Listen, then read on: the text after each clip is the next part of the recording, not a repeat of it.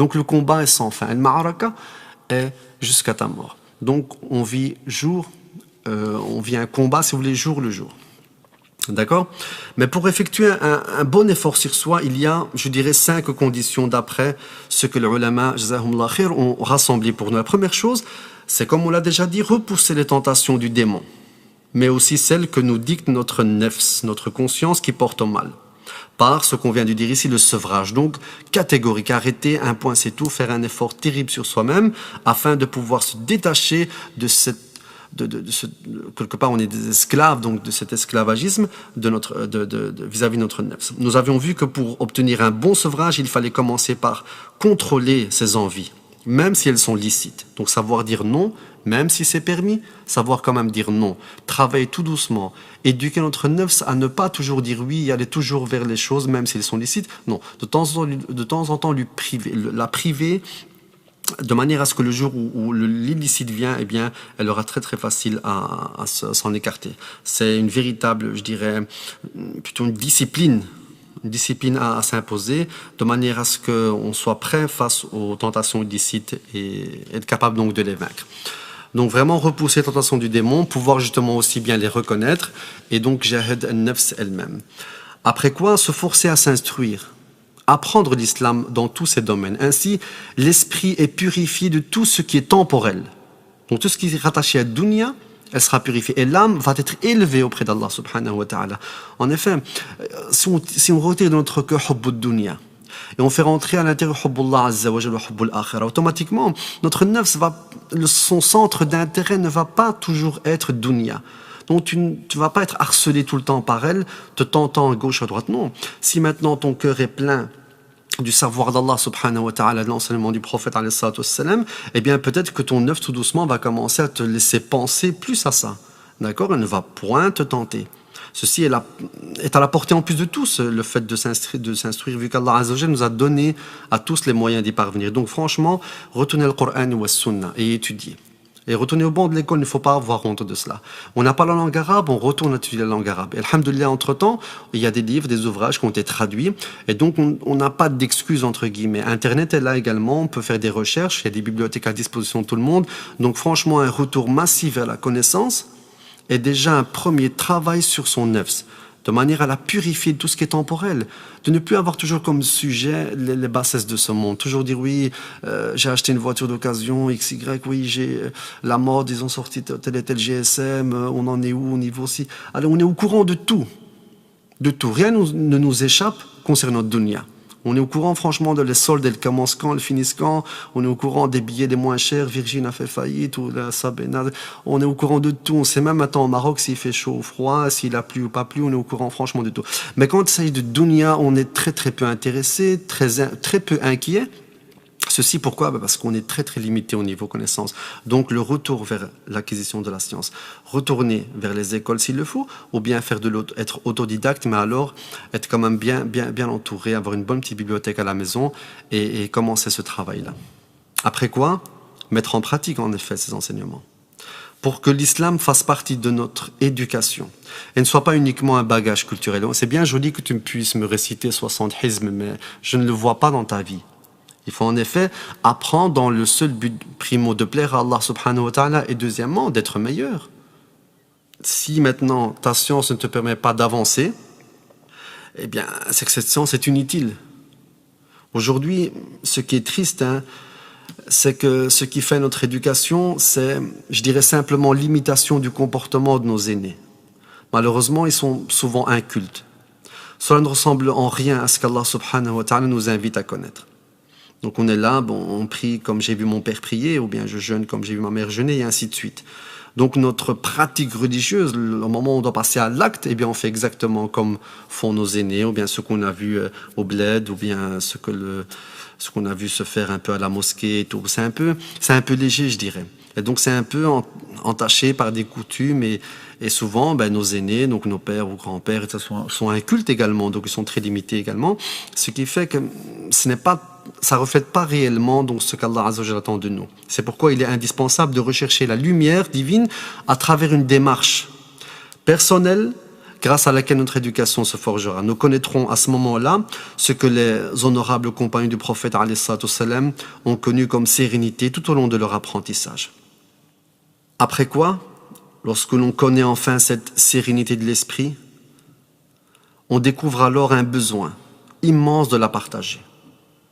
Et quelle est la meilleure façon de le faire si ce n'est d'appeler à Allah subhanahu wa ta'ala, de faire que Allah ne soit pas un simple discours dans les mosquées, mais que l'on puisse voir la beauté de la foi à travers un comportement exemplaire. Parfois, les mots sont inutiles. Donc, comment faire pour propager l'islam à notre tour?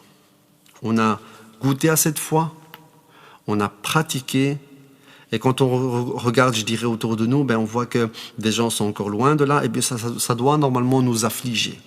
On doit essayer de donner de cette sérénité pour que les cœurs les plus durs s'attendrissent. Allah dit subhanahu wa ta'ala qu'il faut répondre au mal par le bien, et on verra les pires ennemis devenir les meilleurs alliés. Mais certains diront, mais écoute, moi je préfère me taire parce que je ne suis pas savant. Il faut laisser uniquement les ulama faire ce travail-là. Il y a une part de vérité dans ce qu'ils disent et le reste est tout à fait faux. La part de vérité, c'est quoi? C'est que bien sûr, si on t'invitait à répondre à une question juridique qui s'attache à la jurisprudence, à le fiqh, sur un point quelconque de l'islam, il est clair, si tu n'as pas de réponse, tu dis Allahu a'lam. Et tu l'orientes vers quelqu'un de bien plus savant que toi, donc tu l'orientes vers les savants eux-mêmes.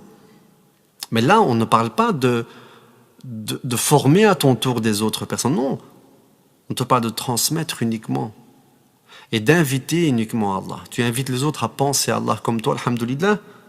Tu penses à Allah, tu te rappelles de lui. Un Nabi sallallahu alayhi wa sallam ne dit-il pas dans un hadith Ballighu anni walaw aya, transmettez ce que vous avez appris de moi, ce que vous avez entendu de moi, ne serait-ce qu'un verset. Donc nous on transmet, on est juste des facteurs, juste une boîte aux lettres. C'est ça qu'on attend de nous. On n'a jamais dit que tu devais être imam du jour au lendemain en prononçant des prônes et en disant ceci est illicite, ceci est illicite. Non. Mais Allah, on laisse aux gens de science le devoir de nous guider un peu dans l'illicite, dans l'illicite, de répondre à nos questions diverses. Et pourquoi pas un jour tu puisses toi-même faire partie de ces gens de science, si donc Allah Azza wa Jalla t'ouvre ton cœur et l'attache à son Coran et à sa Sunna. Par contre, transmettre est un devoir de chacun. Le prophète alayhi salatu wassalam nous dit مثل القائم على حدود الله والواقع فيها كمثل قوم استهموا على سفينة. Le prophète alayhi salatu wassalam va nous apporter une parabole. C'est un très très beau hadith qui nous parle un peu de l'importance et de la responsabilité de chacun vis-à-vis de son voisin qui lui est, on va dire, dans les ténèbres. Donc toi, tu es, alhamdoulilah, dans la lumière de la guidance, tu vois avec la clairvoyance d'Allah subhanahu wa ta'ala, et autour de toi, il y a des gens égarés. Eh bien, on va voir ta responsabilité par rapport à eux. Si tu te tais, que se passe-t-il? Et donc, on ne parle pas de savants qui se taisent, non. On parle de monsieur tout le monde, le croyant, qui est donc entouré par des gens qu'eux n'ont pas encore peut-être reçu le message, ou bien qu'ils l'ont reçu, mais ils sont encore dans les troubles des ténèbres. Le prophète nous dit, une belle parabole, un bon exemple, il nous dit, imaginez qu'il y a un certain groupe de gens qui vont tirer à la courte paille pour monter sur un bateau. Étant donné que le bateau peut prendre des personnes soit à la surface du bateau, donc au-dessus, sur la coque, ou soit à l'intérieur. Donc soit au-dessus, soit à l'intérieur du bateau. Donc, donc ceux qui ont tiré à courte paille, certains se sont retrouvés donc au-dessus, donc à la surface, et d'autres sont à l'intérieur du bateau, dans la coque du bateau. Et donc, quelque part, si on comprend bien ce hadith, donc ceux qui sont au-dessus sont considérés comme meilleurs et plus instruits et plus raisonnables. Quant à ceux qui sont à l'intérieur, qui sont retrouvés dans la coque du bateau, eh bien, ceux-là c'est des gens faibles d'esprit. فصار بعضهم أعلاها وصار بعضهم أسفلها فكان الذين في أسفلها إذا استقوا من الماء مروا على من فوقهم. Ceux qui étaient en bas, à chaque fois qu'ils avaient besoin de boire ou ils avaient besoin d'eau, qu'est-ce qu'ils faisaient? Ils devaient chaque fois toquer au-dessus et dire bon, vous savez pas nous descendre un peu d'eau là, on a besoin soit de se laver ou de faire la lessive ou de boire, ainsi de suite. Donc à chaque fois, pendant tout leur voyage. Donc on imagine, ils ont déjà pris la mer, ils sont loin, et donc au départ c'est ce qu'ils faisaient. Donc on toquait, oh, vous nous faites descendre soit de la nourriture, soit à boire, soit à ça.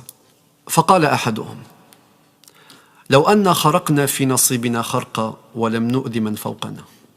un d'entre eux, ça doit être à mon avis le leader, le plus malin d'entre eux, il a dit, j'ai une idée, au lieu de déranger ceux qui sont en dessous continuellement, si on faisait un trou dans la coque du bateau, on aurait de l'eau à volonté qui va rentrer. Et on ne va plus déranger les gens du dessus. Et là, le prophète, alayhi salatu wa sallam, intervient dans ce hadith, il nous dit, لو تركوهم وما أرادوا هلكوا جميعا ولو أخذوا على أيديهم نجوا ونجوا جميعا. Le prophète nous dit, ceux d'au-dessus, s'ils faisaient la sourde oreille et n'ont qu'un désir ni envie de les retenir, eh bien non seulement ceux d'en dessous, mais ceux d'au-dessus également, donc tout le bateau va périr. Tout le bateau va être noyé sous les flots. Mais s'ils réagissent et s'ils les prennent par la main, eh bien tous les deux seront sauvés. Les gens, je dirais, doués de raison et ceux d'esprit faible. Donc là, subhanallah, c'est une invitation à réagir par rapport aux actes blâmables qui sont faits autour de nous et ne pas faire la sourde oreille.